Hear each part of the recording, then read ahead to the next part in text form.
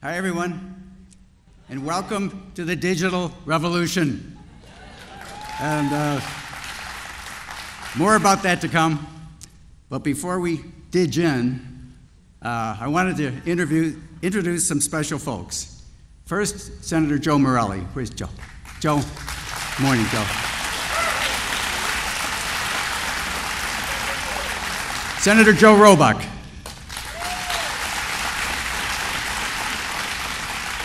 Senator Mike Brenzenhofer.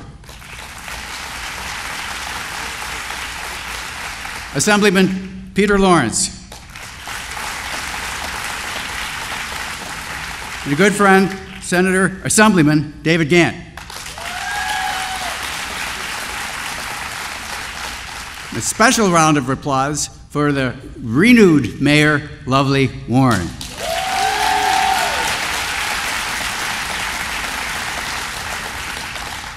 Now, I don't believe I get to say this, but I'd like to introduce the co-chairs of the Economic Development Council. I've not had that pleasure. First, Dr. Ann Kress, please. And my friend Bob Duffy.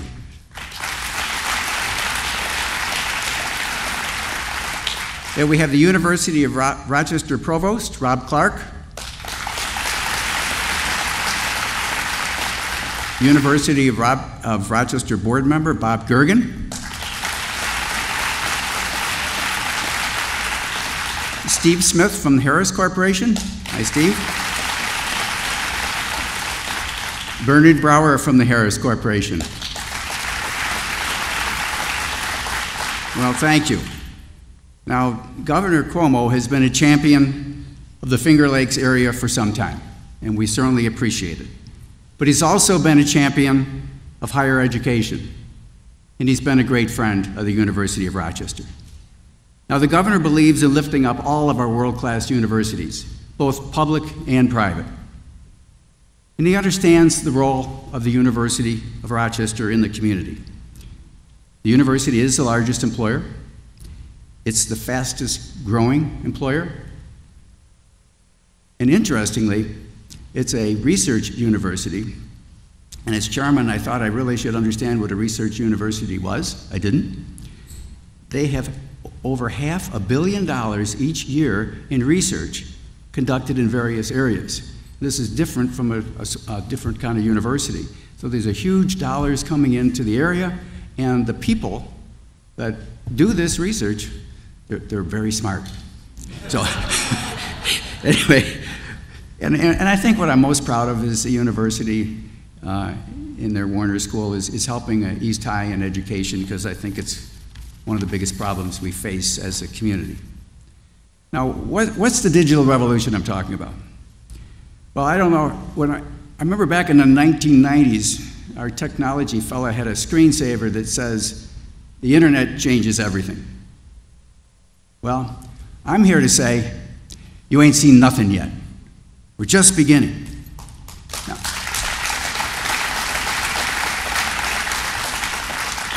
Now, what really woke me up to this? Amazon bought Whole Foods. Talk about a wake-up call.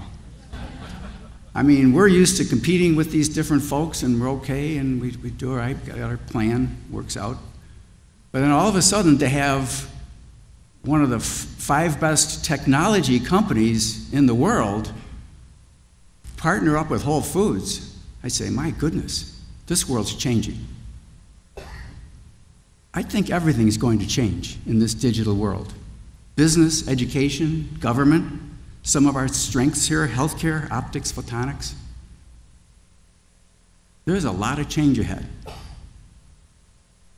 Now, as a community, we happen to be one of the highest per capita graduates with STEM degrees.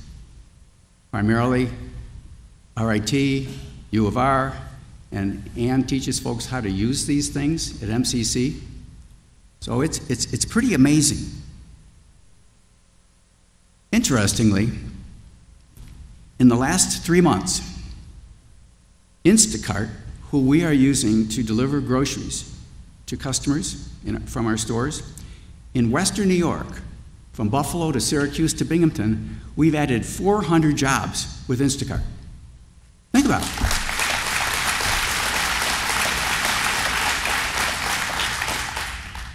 Where's Vinny? Vinny, we didn't even put in a CFA.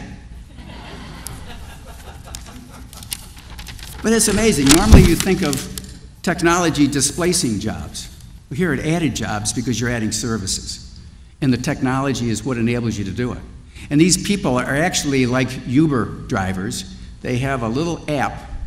They've never met the people who run Instacart. They're all hired over an app, and they're all paid over an app. They have a schedule that comes over an app. It's just shocking. And that's what made me see some of the impact of the digital revolution and what it's going to have on everything we do. So I think that it's going to change Wegmans. It's going to change our region. And Governor, I think it's going to change our state. And I really believe, I appreciate your support of higher education. I think it's going to give us a huge advantage as a state. I think it's going to give us a huge advantage as a region to develop our own strengths. But just as you've challenged each one of the regions to take their strengths, I think we have another educational area, whether it's New York City or Albany or Buffalo, that's going to just take advantage of this technology and bring our state to a place that it should be and needs to be. So I think we've got a great opportunity ahead of us. I think that's the reason I'm so happy that we're here today, to really celebrate that.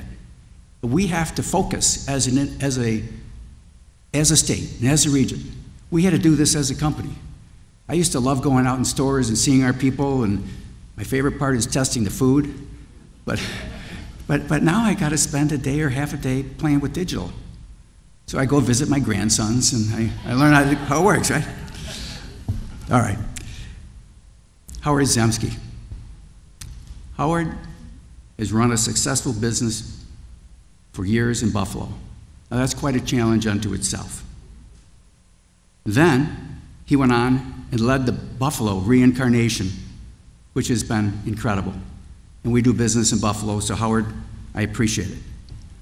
But the most remarkable was what he's done in terms of public service and helping economic growth in New York State. Howard, I don't know how you do it. You're my hero, you're my role model, and I'd like to introduce Howard Zemsky. Thank you.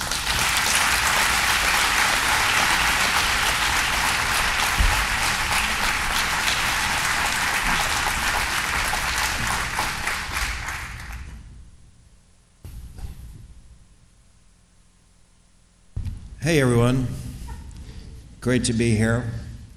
Danny, I can't possibly be your role model. You're amazing. I mean, I know what Danny has done. I kind of walked in those shoes for a while. You know, that 2-year commitment he made to the governor, now 6.5 years later. I tell Danny this, I've told him this. I know all the co-chairs. I've known every co-chair since the beginning of the governor's regional councils. There is no equal. There's no one even close. The kind of commitment and dedication and philanthropy.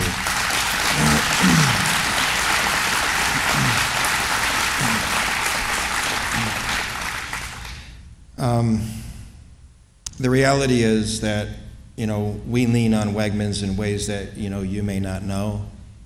So we have economic development incentives, and we're always trying to get companies here to Rochester. So I'll talk to them about Excelsior tax credits, and I'll talk to them about economic development grants, and I'll talk to them about, you know, free SUNY tuition we now have.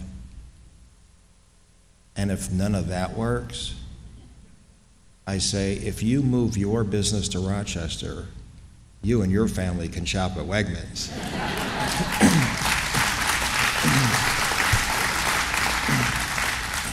That is the ace in the hole, baby.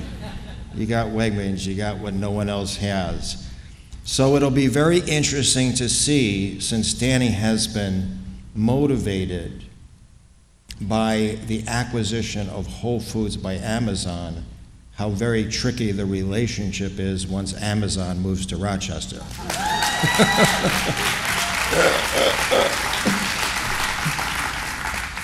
Won't that be something? All right, so before I start, this is about big data. I just want to give you all a warning.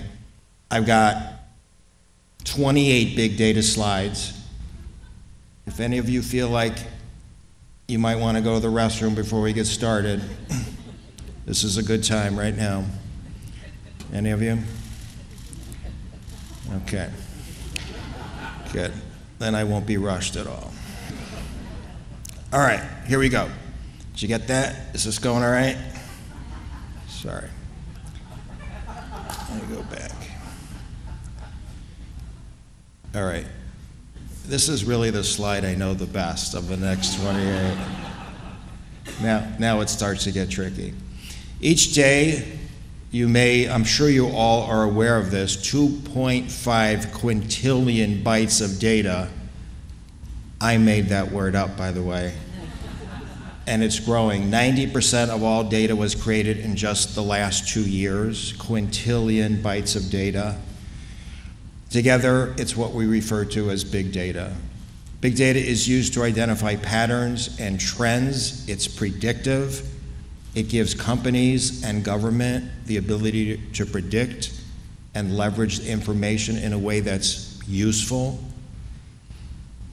For example, a distribution company can use big data to instantaneously shift its supply chain to surge shipments of water. I know Wegmans knows all these types of issues very well, and we've all seen a recent example of this, but it's way more complicated than that, of course.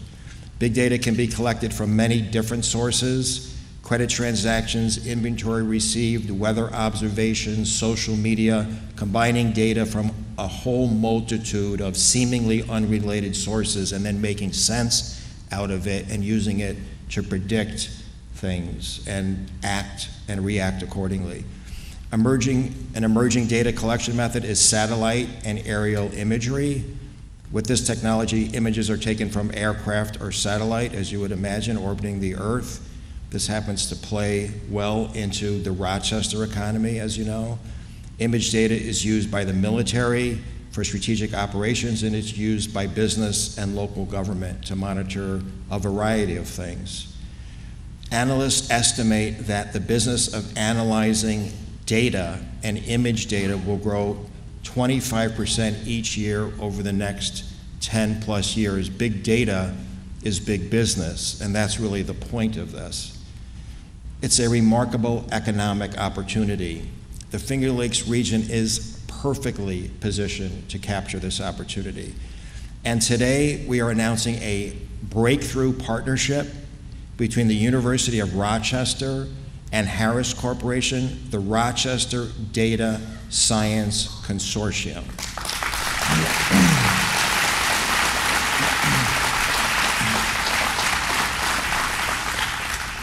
This combines the world-class research capacity of the U of R with Harris's spirit for innovation to address the great big data challenge of our time. You have remarkable, world-leading institutions at Rochester and at Harris, and combined, bringing their expertise, their research, and their proprietary technology, and then including other businesses throughout the region and using it as a magnet to attract other businesses to Rochester and the Finger Lakes. This is part of the ecosystem of innovation and the distinct advantage that Rochester and the Finger Lakes has. Harris, as you know, is a remarkable company. It's a leader in aerial imaging technology and a U.S. military contractor. I had the opportunity to tour Harris a few months ago. Incredible work that they do. They now deliver over 10,000 hours of airborne surveillance through imagery sensors mounted on military aircraft. The consortium's first venture is developing software tools that automatically analyze image data in partnership with Harris Space and Intelligence Systems. This, interestingly, is an evolution of the legendary Kodak remote sensing systems business, which has captured some of the most iconic moments in space exploration. So it's a great way of using your proud history and technology and bringing it forward to the present and, more importantly, to the future. To support the consortium, the U of R is finalizing construction of the $50 million, 60,000 square foot Wegmans Hall, home to the Gorgon Institute of Data Science. Now let me go on.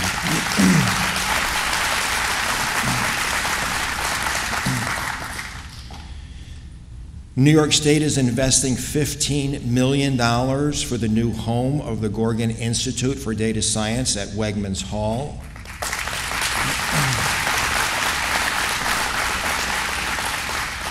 $12.5 million of that money is from the Upstate Revitalization Initiative grant, and $2.5 million of that money is past CFA funding for the Institute.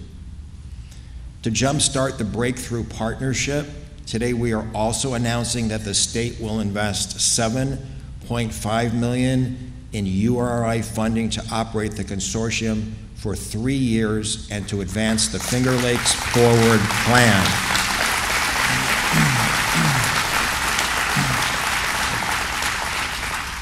Bringing the total new state investment in data science in Rochester, which was part of your URI plan, to $22.5 million.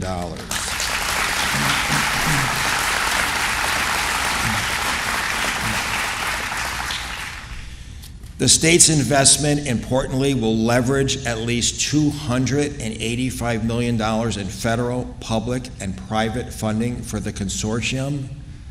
And the Harris Corporation will contribute tens of millions of dollars in intellectual property. Harris is a behemoth in this industry and a remarkable multi-thousand person employer in your region. Let's hear it for Harris.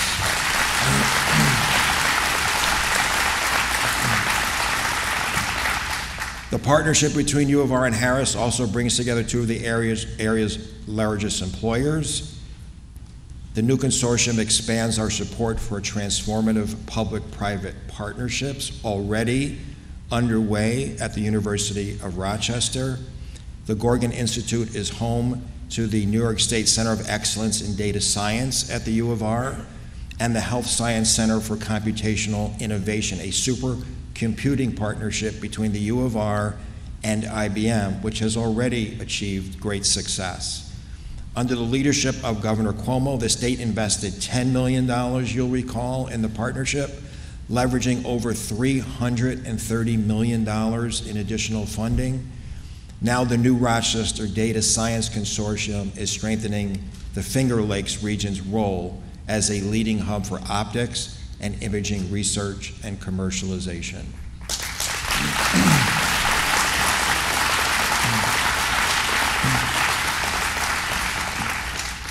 Folks, the good news is that is the end of my PowerPoint presentation.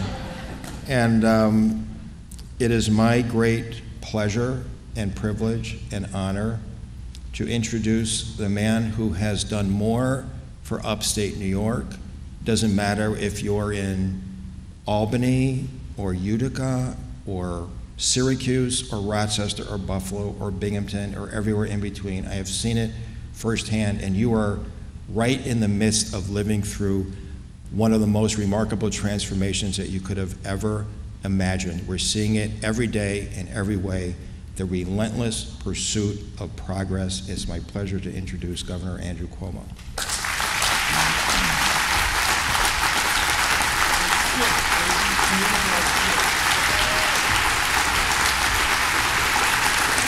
Thank you. Thank you very, very much. It's a pleasure to be back. It's an exciting day here in Rochester. And let me begin by recognizing and thanking Howard Zemsky, who has just been extraordinary in the role he's done. Let's give him a big round of applause. And to Danny Wegman, let's give him a round of applause. You know, Danny and Howard have in many ways been the two big engines of our upstate economic development work. And just the fact, when you hear that fact, it tells the story. Well, Danny Wegman and Howard Zemsky, they're not politicians. They're not governors, not assemblymen, not senators. They're not in politics. Yeah, I know. Because the job was to do a business plan. And you know who you go to when you want a business plan? You go to business people. And as simple as that sounds, it was a truth that the state government never got for many, many years. And when I proposed it, politicians in Albany went crazy. They said, no, what do they know, those guys? We know. I said, no, we know government. They know business. And that has turned out exactly right. Howard Zemsky, Danny Wegman, let's give them another round of applause.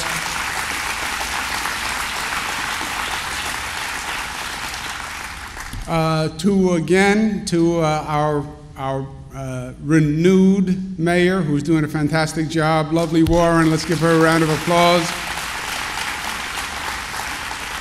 My colleagues were introduced. I just want to do it one more time because they're in the legislature. They can be a little sensitive in the legislature.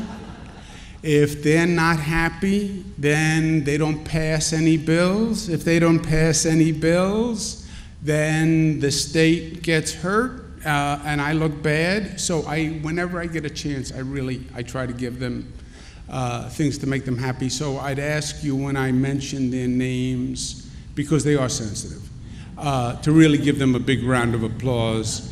And let me start with, normally there's a drum roll when he's introduced in Albany, because he's a very high-level official and is esteemed and respected by everyone. His Highness, the Majority Leader of the Assemblyman, Joe Morelli.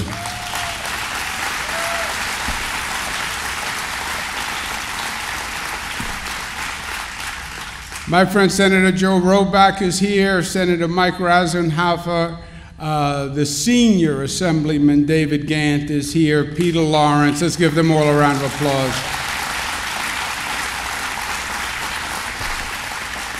And to your former great mayor and my great friend, and he was the great Lieutenant Governor of the state of New York, Bob Duffy. Let me make a couple of points just to talk about the context of today, because today is exciting. But we also have to take a step back and remember the context of how far we've come in a relatively short period of time. And Howard was talking about when Danny started. This whole enterprise started about 6 years ago. It was right after I got elected. And I had been Attorney General before. I'd spent time all over the state, and I knew the state very well. And I can't tell you how many hours I spent talking to politicians and families in upstate New York. How many hours Bob and I, when he was mayor, talked about the plight of Rochester and almost the abandonment of Rochester and the despair that had set into Rochester and Western New York and other parts of upstate. But we literally had decades of decline, decades. Young people leaving, businesses leaving, jobs leaving. Albany was asleep. They couldn't find Rochester on a map. Everything the state government was doing was making it worse, raising taxes, raising taxes, raising taxes. And the state government was oblivious. And you had this real sense of despair. And everything was about yesterday. All the conversation was about yesterday, the good old days. Remember when we had Kodak? Remember when we had Bausch and Lomb? Everything was retrospective. There was no prospective. There was no vision. There was no goal. There was no horizon. There was never, we're leading towards this. There wasn't even a sense that we had the energy or the capacity to lead towards anything. That's why Bob Duffy became Lieutenant Governor. I said, you want to help Rochester? You're not going to do it from here. Frankly, Rochester can't help itself. You can't lift yourself by your own bootstraps. You need the state government to get in here and help, because you have to make a fundamental economic transformation. So if you want to help Rochester, you love Rochester, you come to Albany and be the lieutenant governor. That's where we were. Every upstate city basically had the same story. We did this in the manufacturing era, and then they never retooled, transformed for the new economy, and they didn't know where to start, and they didn't have the financing to make the transformation, even if they knew where to go. So we started the Regional Economic Development Councils. We now say REDC, like it was from the Old Testament, the REDCs.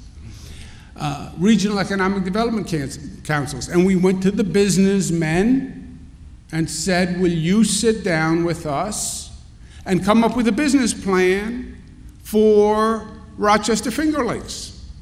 And look at the strengths, look at the assets, and give us a business plan on how we can make that region work. And people like Danny Wegman said, you want me to get involved with government? I'm busy, I'm successful, why would I do that? And we got people to do it who really cared about their community. It became self-selecting. Howard Zemsky, Danny Wegman, they could be on a yacht floating around in the Mediterranean. But they're here with us in Rochester. Why? Because they care about Rochester. And the people we got really cared. And they were smart, and they were businessmen, and they came up with a plan, and we all bought on, and we all pushed in the same direction for the first time. And we followed their advice. The first thing they said is, New York State has to get its taxes under control. You can't keep raising taxes. You're going to chase people and businesses out of the state. You know what we've done? Past 6 years, the lowest increases in state spending in the history of the state of New York. Less than 2% every year. We cut taxes in the state right across the board. The corporate tax rate, no adjustment, no phony business, is the lowest rate since 1968. The middle class income tax rate is the lowest rate since 1947. So we got the taxes under control, we got the spending out of control. The second wisdom was we have to have a diverse economy. Don't put all our eggs in one basket. We're growing tourism. We have the highest tourism numbers that we've had ever in the state of New York. That I Love New York, Finger Lakes Forward advertising. We're bringing people in internationally to upstate New York. We've invested in agriculture. We created the craft beer and wine industry, now 100 wineries in the Finger Lakes. We invested in healthcare, we invested in photonics, so we did that, but Danny said the same thing that he said to you today. The engine of the next economy is where the higher education meets the higher applications for commercial purposes, where you're getting the best academic advancements in research that can fuel and transfer the best technology of tomorrow. And that is the economic sweet spot. That is the economic sweet spot. He's exactly right. And that's what this big data center is all about. Because all of it comes back to big data. And you see in Howard's presentation how quickly that's growing. And whatever they want to do, they have to come back to a real ability to move data, and that is going to be who has the best big data capacity. The economy now follows the education institutes. What made Silicon Valley Silicon Valley? Stanford and the schools. It literally, that's where it's going. MIT generated a whole economy. If you have the education system as the engine, the businesses will follow. And that's exactly what this big data center is all about. And that's what it's going to do. And I'm very excited about it. I was with Danny when we were talking about this a couple of months back, and he was all excited, and he was right, and I had heard about it from Howard.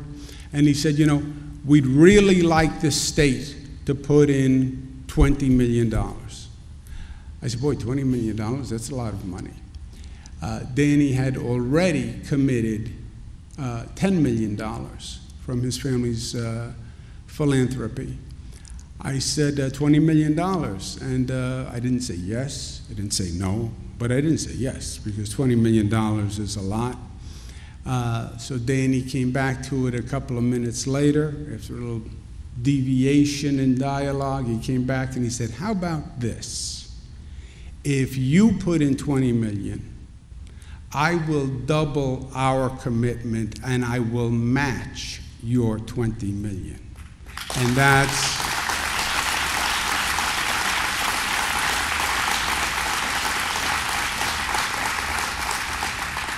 that is exactly what we're doing today. Danny Wegman, on behalf of his family, is going to contribute an additional $10 million to make it $20 million. And the state will contribute $20 million to make this a reality. I believe it's an investment. I believe it's going to drive the economy. I believe it's going to repay in dividends. But it wouldn't happen without the generosity of Danny Wegman. And let's give him another round of applause.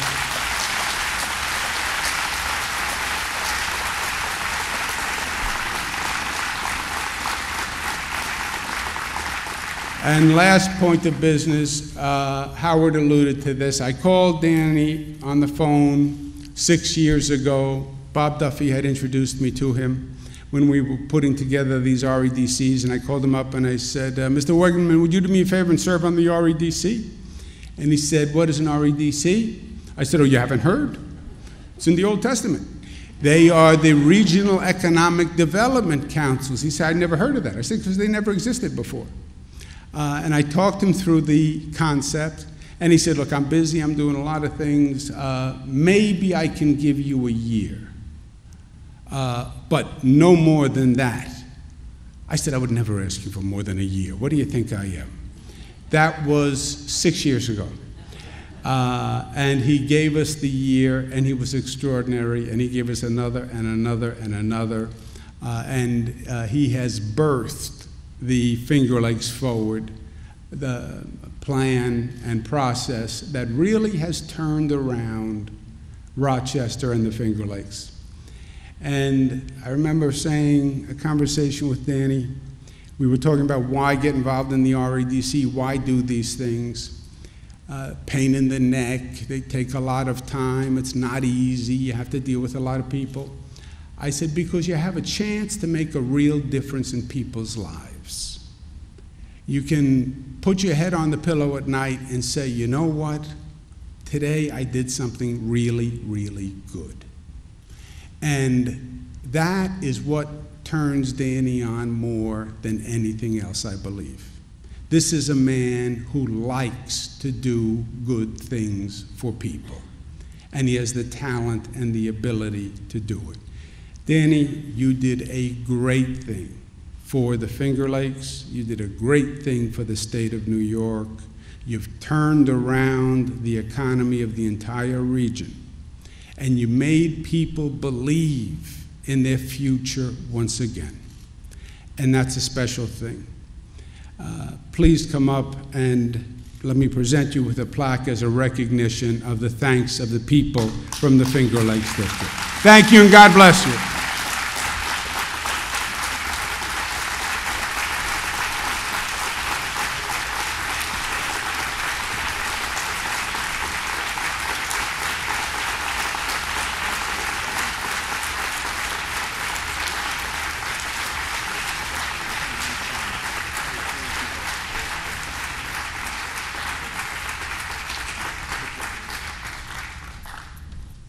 Folks, thank you so much for coming. Danny, thank you again for your extraordinary service and philanthropy. Governor, thank you for all the confidence you have had in the Finger Lakes region and all the regions of upstate. Thank you all for attending. That concludes our program. Sorry. What are we doing? Come on up, baby. For $20 million, you can do whatever you want. Bring this together, Howard. We can't. All right. Governor, first thing I respected, you got the budget done on time. That was a big deal. You got to show discipline, and you focused on it, and you made it happen. I loved it. Then I've also appreciated the way you've controlled expenses.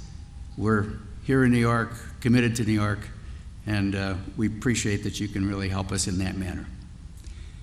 And we appreciate that you've taken interest in upstate. We needed you. It never happened before, and we truly appreciate that you would do that. Thank you so much.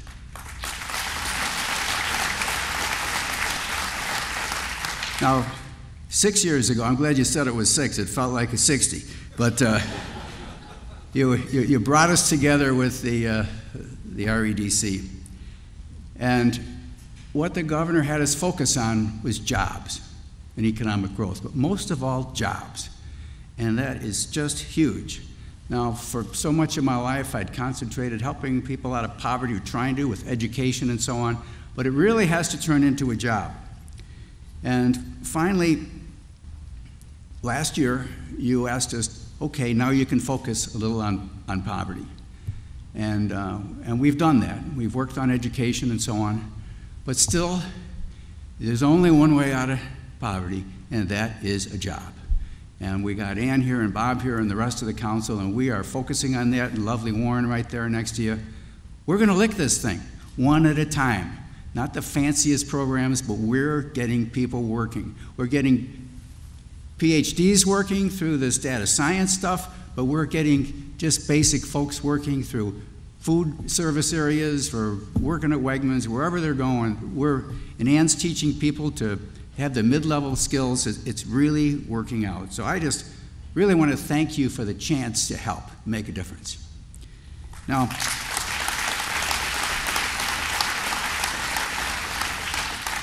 I remember the first year in our council, the governor dreamed up these competitions. Now, we do business in Syracuse and Buffalo and Binghamton, so we're all over in all these various regions. And I said, gee, why aren't we working together to make this all happen? So first year, we make our presentation and we lose. I write to the governor and I said, Governor, this competition stuff, this is not very good. We ought to all work together and, kumbaya. He writes back to me and says, Danny, I like competition. It's very good for you. Makes you try harder.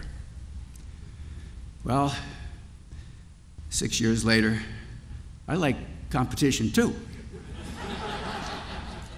As long as we win. Thank you.